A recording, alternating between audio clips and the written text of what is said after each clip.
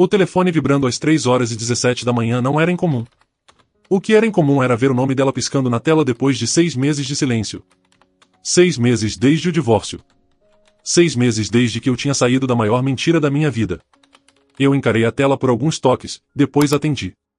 Alô? Graças a Deus você atendeu. A voz dela estava frenética, sem fôlego. Eu sei que a gente não conversou, mas isso é uma emergência. É sobre o nosso filho. Seu filho. Eu corrigi, a voz completamente plana. Uma pausa. Depois ela continuou. Tudo bem, tanto faz, não é o ponto. As palavras saíram dela mais rápido. Ele está no hospital agora mesmo. Pronto-socorro. Ele precisa de cirurgia hoje à noite. Eles estão dizendo que se não fizermos esse procedimento nas próximas horas, ele pode acabar com dor crônica pelo resto da vida. Meu seguro cobre só uma parte, e eu estou faltando $25.000. Preciso que você transfira agora. Eu me sentei direito na cama, completamente acordado agora. O desespero na voz dela soava genuíno o suficiente. Convincente, até. Mas eu já tinha visto ela atuar antes. Eu tinha acreditado nessas atuações por 8 anos. Que tipo de cirurgia? Eu mantive o tom neutro. Isso importa agora? Ele tem 8 anos, está apavorado e com dor, e os médicos estão... Que tipo de cirurgia? Eu disse cada palavra separadamente, claramente. Ela gaguejou. É uma terminologia médica complicada. Algo intestinal. Algum tipo de obstrução, talvez? Os médicos usaram todas essas palavras técnicas que eu não consegui acompanhar, mas o ponto é, eu preciso desse dinheiro ou ele vai sofrer. Você não se importa com isso? Lá estava. O ângulo da culpa. Manipulação clássica. Eu olhei para o relógio. 3h19 da manhã. Nenhum administrador de hospital liga para pais sobre cirurgia eletiva no meio da noite. Nenhum cirurgião agenda procedimentos de emergência que por acaso custam exatamente $25.000 do bolso. O número era redondo demais, específico demais, conveniente demais. Em qual hospital você está? Eu perguntei. Saint Vincent's Memorial. Ala pediátrica, quarto 412. Você pode vir ver ele pessoalmente se não acreditar em mim, mas preciso que o dinheiro seja transferido primeiro ou eles nem vão começar a preparar. Contate o pai biológico dele. Eu disse, a voz completamente calma. Silêncio total do lado dela. Depois, muito mais baixa agora. O que você acabou de dizer? Você me ouviu claramente. Ligue para o Easton. Ou para quem quer que seja no final das contas. Você mantinha registros detalhados o suficiente da sua vida social naquela época. Tenho certeza de que você ainda tem o número. Como você ousa trazer isso à tona quando nosso filho está? Estou voltando a dormir agora. Não ligue para esse número de novo. Eu terminei a ligação. O telefone acendeu em menos de 5 segundos. O nome dela apareceu na tela. Eu recusei. Tocou de novo imediatamente. Recusei de novo. Na terceira tentativa, eu simplesmente desliguei o toque completamente e coloquei o telefone com a tela para baixo na mesinha de cabeceira. Toda a conversa tinha durado talvez 2 minutos e meio. Eu me acomodei de volta no travesseiro e puxei o cobertor sobre o ombro.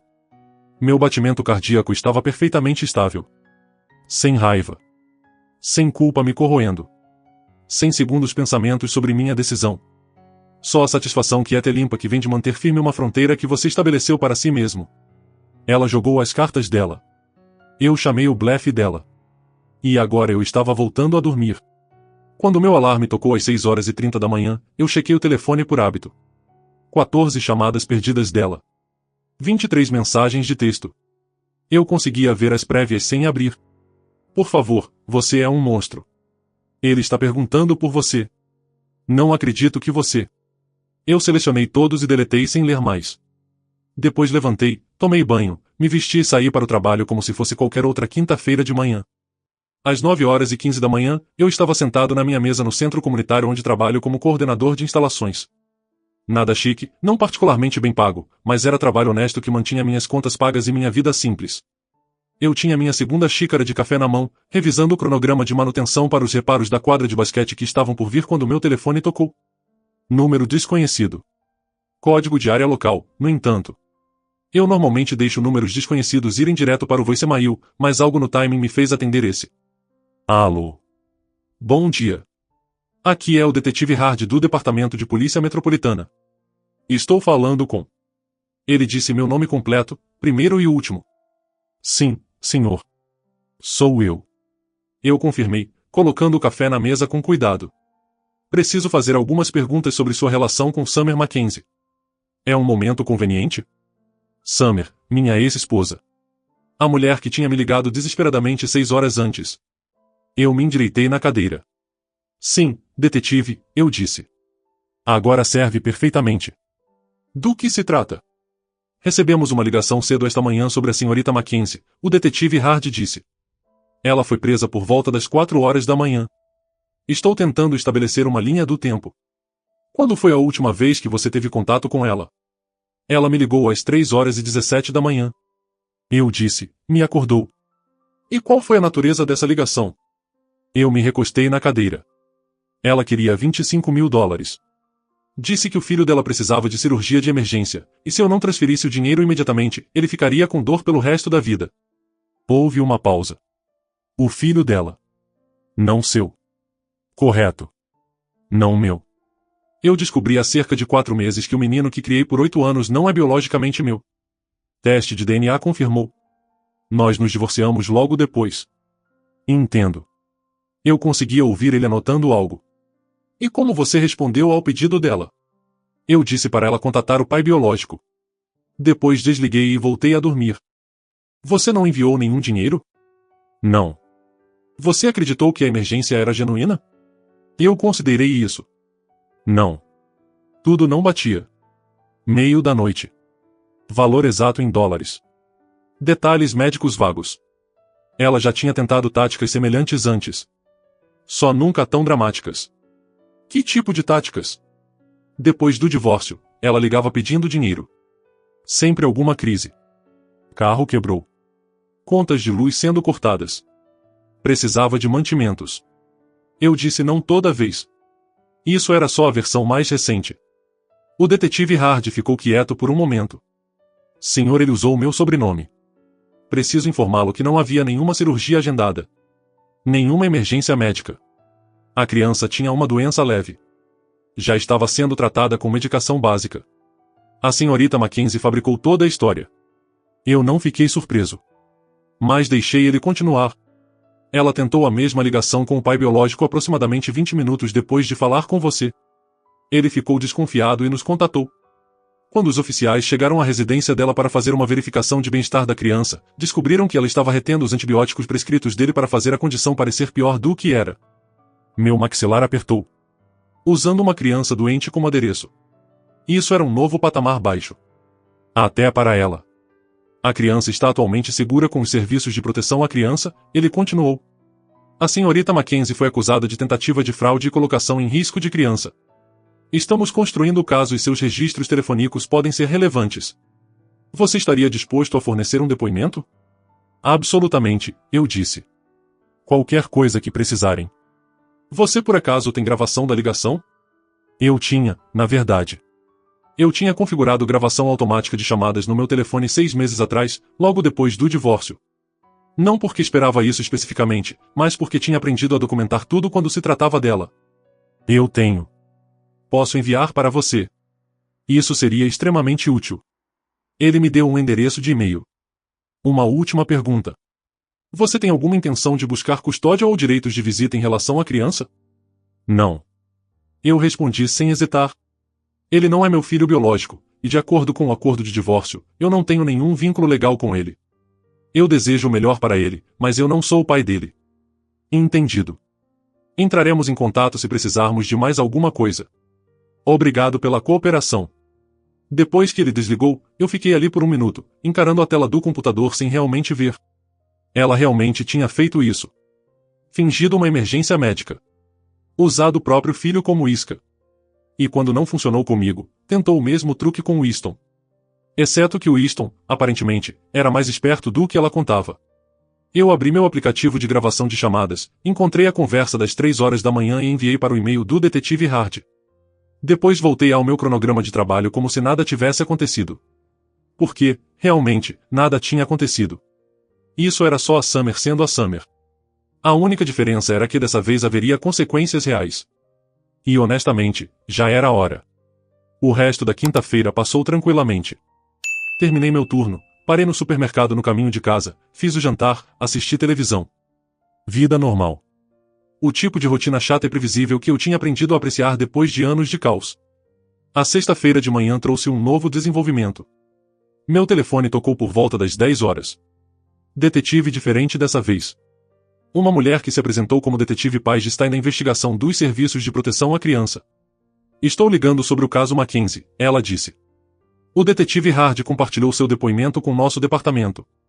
Queria fazer um acompanhamento sobre alguns detalhes em relação à sua relação com a criança menor envolvida. Claro. Eu disse, saindo do depósito que eu estava inventariando. O que você precisa saber? Você afirmou que criou a criança por 8 anos antes de descobrir que ele não era biologicamente seu. Você pode me contar como foi essa descoberta?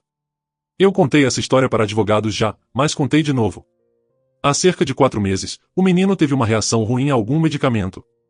O médico quis fazer testes, incluindo triagem genética para verificar condições hereditárias. Foi aí que veio à tona.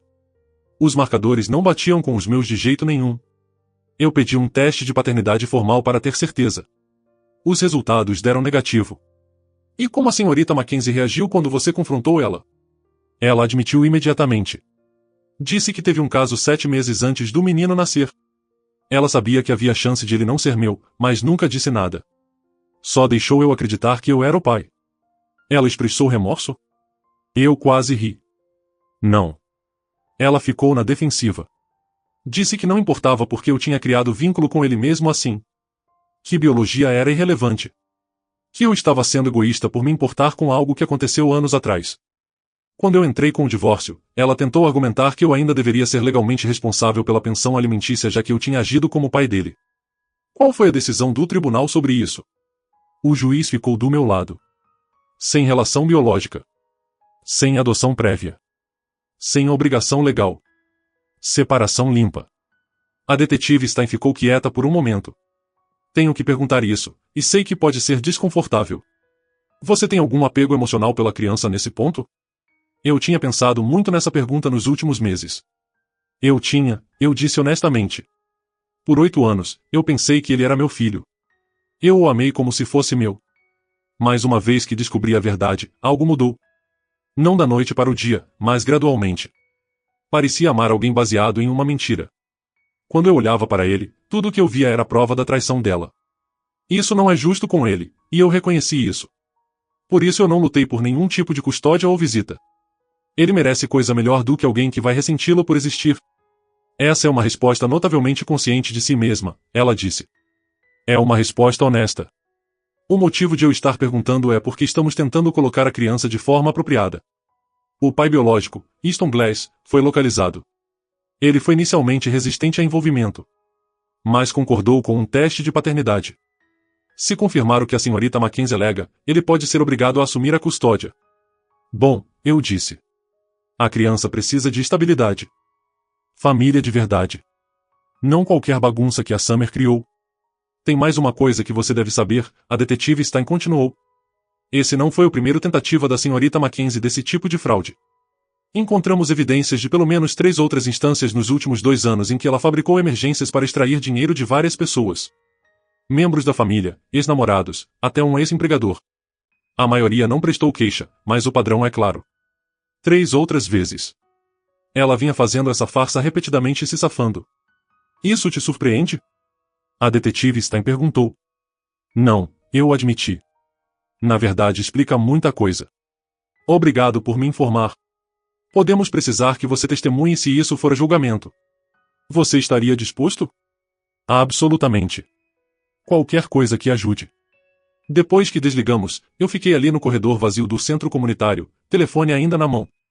A Summer vinha enganando pessoas há anos. A história da cirurgia não era desespero. Era o roteiro dela. E eu quase tinha caído em variações disso dezenas de vezes antes de finalmente aprender. A única razão pela qual eu não enviei aquele dinheiro às 3 horas da manhã foi porque eu já tinha aprendido a lição da forma difícil. Eu guardei o telefone e voltei ao trabalho. Algumas pessoas nunca mudam. Você só tem que decidir se vai continuar deixando elas te arrastarem para baixo com elas. Eu tinha feito minha escolha 4 meses atrás, e não olhei para trás desde então. O fim de semana veio e foi sem incidentes. Eu coloquei as tarefas domésticas em dia, consertei uma torneira vazando, assisti alguns jogos na TV, tranquilo. Simples. E exatamente o que eu precisava. A segunda-feira à tarde as coisas ficaram interessantes de novo.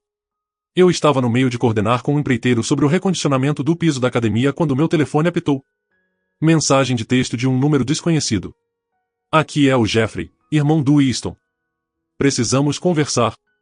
Eu encarei a mensagem por um segundo, depois respondi. Sobre o quê?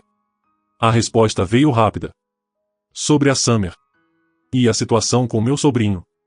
Você pode me encontrar em algum lugar? Eu hesitei. Me envolver mais não era algo que eu tinha planejado.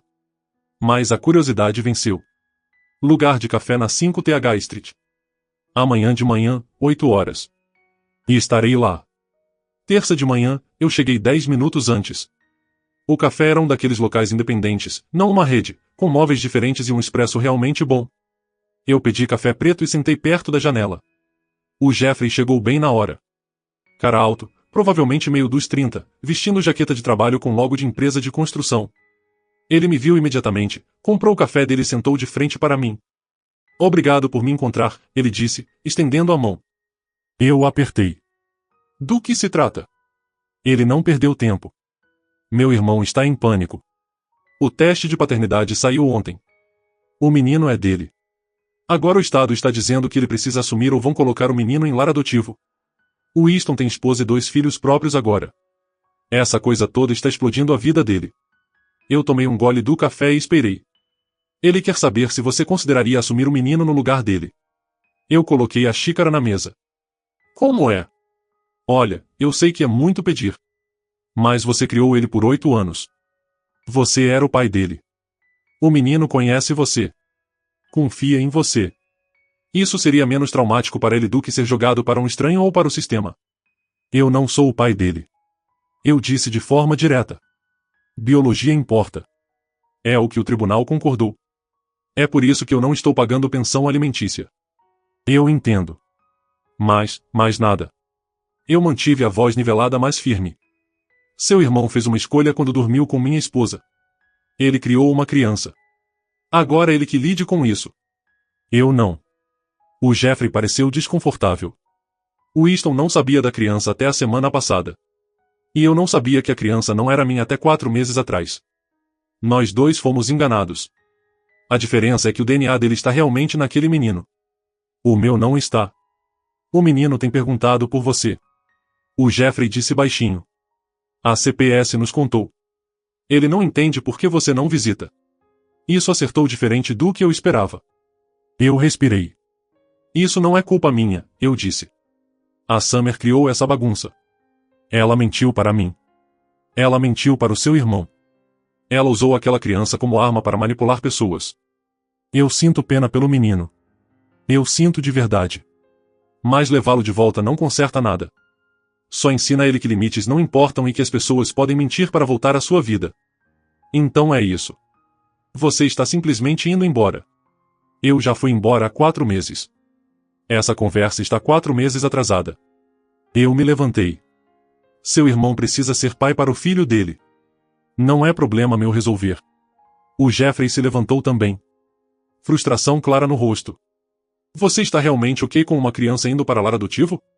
Ele não vai para lar adotivo. Ele vai para o pai biológico dele, que tem os recursos e a responsabilidade de criá-lo. O Easton tem esposa, casa, presumo que tenha emprego. Ele consegue lidar com isso. Ele só não quer. A esposa dele está ameaçando deixá-lo por causa disso. Então ele tem uma escolha a fazer, eu disse. Bem-vindo às consequências. Todos nós temos que viver com elas eventualmente. Eu deixei dinheiro na mesa pelo meu café e saí. Dirigindo de volta para o trabalho, mantive as mãos firmes no volante, a respiração regular. O menino perguntando por mim. Essa parte doeu mais do que eu queria admitir. Mas eu quis dizer o que disse. Levá-lo de volta seria baseado em culpa, não em amor. E crianças merecem coisa melhor que isso. O Easton precisava assumir. A esposa dele precisava entender que crianças não desaparecem só porque são inconvenientes. E a Summer precisava enfrentar as consequências do que tinha feito. Minha parte nisso estava acabada. Eu já tinha pago minhas dívidas pelas mentiras de outra pessoa. Não ia fazer de novo. 3 semanas depois, recebi uma ligação do detetive Hard de novo. Só queria atualizar você sobre o caso, ele disse. A senhorita Mackenzie aceitou um acordo de confissão. Ela se declarou culpada de tentativa de fraude e colocação em risco de criança. Vai cumprir 6 meses, sentença suspensa, 3 anos de liberdade condicional, aconselhamento obrigatório e serviço comunitário. Ela também perdeu a custódia permanentemente. E o menino está morando com o pai biológico agora. Winston Glass e a esposa dele decidiram fazer dar certo. Eles estão em aconselhamento familiar. Pelo que a CPS me diz, a transição tem sido difícil, mas o menino está se adaptando. Eu senti algo se soltar no meu peito. Alívio, talvez. O menino tinha um lar. Um lar de verdade. Que bom ouvir isso. Tem mais uma coisa, Hard disse. A senhorita Mackenzie está pedindo para falar com você. Supervisionado, claro. Através do advogado dela. Ela diz que quer se desculpar. Eu quase ri. Não. Tem certeza? Pode te dar fechamento. Eu já tenho fechamento, detetive. Eu fechei essa porta há 4 meses quando entrei com o divórcio. Eu não preciso ouvir o que quer que ela ache que vai fazê-la se sentir melhor sobre si mesma. Justo. Vou avisar ao advogado dela. É só isso? Um último detalhe. Durante nossa investigação, descobrimos que ela estava planejando isso há semanas. Pesquisou quanto cirurgias de emergência geralmente custam. Escolheu uma condição que soava séria, mas vaga o suficiente para você não questionar. Até praticou a ligação com uma amiga. Isso não foi desespero espontâneo. Foi calculado. Isso não deveria me surpreender. Mas de alguma forma ainda surpreendeu. Obrigado por me contar, eu disse. Depois que ele desligou, eu fiquei ali pensando nisso. Semanas de planejamento. Ela tinha me escolhido especificamente porque achava que eu seria o alvo mais fácil. O ex-marido cheio de culpa que se sentiria responsável pela criança que tinha criado. Ela estava errada. 1 mês depois disso, eu estava saindo do trabalho quando vi alguém esperando perto da minha caminhonete. Por um segundo, meu corpo ficou tenso. Pensando que poderia ser a Summer de alguma forma. Mas era uma mulher que eu não reconhecia. Bem vestida, aparência profissional, mais ou menos da minha idade. Posso ajudar? Eu perguntei cautelosamente. Você é, ela disse meu nome. Sim. Eu sou a Avery. Esposa do Winston. Ela estendeu a mão. Eu apertei, confuso. Eu queria te agradecer. Por quê? Por dizer não.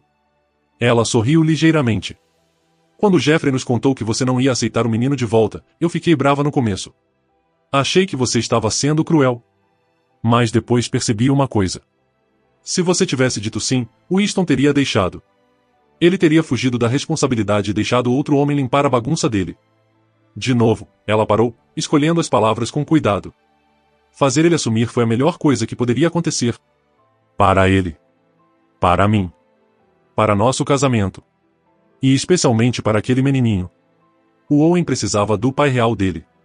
Não alguém fazendo isso por obrigação ou culpa. Então obrigada. Por ter a força de dizer não quando teria sido mais fácil dizer sim. Eu não sabia o que dizer para isso. Como o menino está? Eu perguntei em vez disso. Melhor. Ele começou a chamar o Winston de pai. Lentamente criando vínculo com os meio-irmãos. Ele ainda menciona você às vezes. Mas cada vez menos. Ele está construindo uma nova vida. Uma mais honesta. Isso é o que importa, eu disse. A Avery assentiu. A Summer tentou me contatar na semana passada. De onde quer que ela esteja fazendo o serviço comunitário. Queria explicar o lado dela. Eu bloqueei o número dela. Boa escolha. Ela ajustou a bolsa no ombro. De qualquer forma. Eu só queria que você soubesse que o que você fez a ajudou. Mesmo que não tenha aparecido na hora. Ela voltou para o carro dela e foi embora. Eu entrei na caminhonete e fiquei ali por 1 minuto. Mãos no volante. O menino estava se adaptando. Construindo uma relação com o pai biológico de verdade. Aprendendo que família pode ser bagunçada e complicada, mas ainda funcional. E eu estava aqui. Ainda de pé. Ainda seguindo em frente. Sem arrependimentos. Sem olhar para trás. Só a confiança quieta que vem de saber que você fez a escolha certa. Mesmo quando era mais difícil. Eu liguei o motor e fui para casa.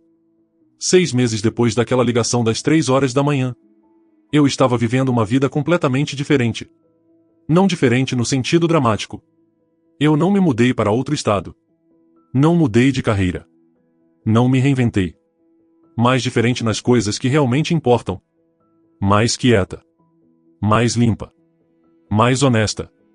Eu tinha começado a fazer aulas noturnas na faculdade comunitária. Nada chique. Só alguns cursos de administração de negócios.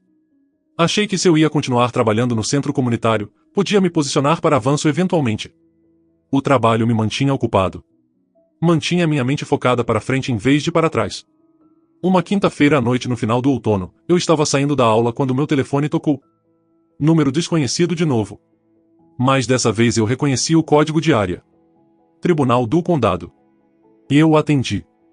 Aqui é o oficial Reed Dudley do Departamento de Liberdade Condicional. Estou ligando em relação ao caso da Summer Mackenzie. Você tem um momento? Claro. Eu disse, destrancando a caminhonete mas sem entrar ainda. A senhorita Mackenzie completou as horas de serviço comunitário e as sessões de aconselhamento obrigatórias. Como parte da revisão da liberdade condicional dela, ela é obrigada a fazer reparações com indivíduos afetados pelas ações dela. Seu nome está na lista. Ela está pedindo permissão para te enviar uma carta. Você tem o direito de recusar. Eu encostei na caminhonete, observando o estacionamento esvaziar enquanto outros alunos iam para casa. O que acontece se eu recusar? Nada muda no status da liberdade condicional dela.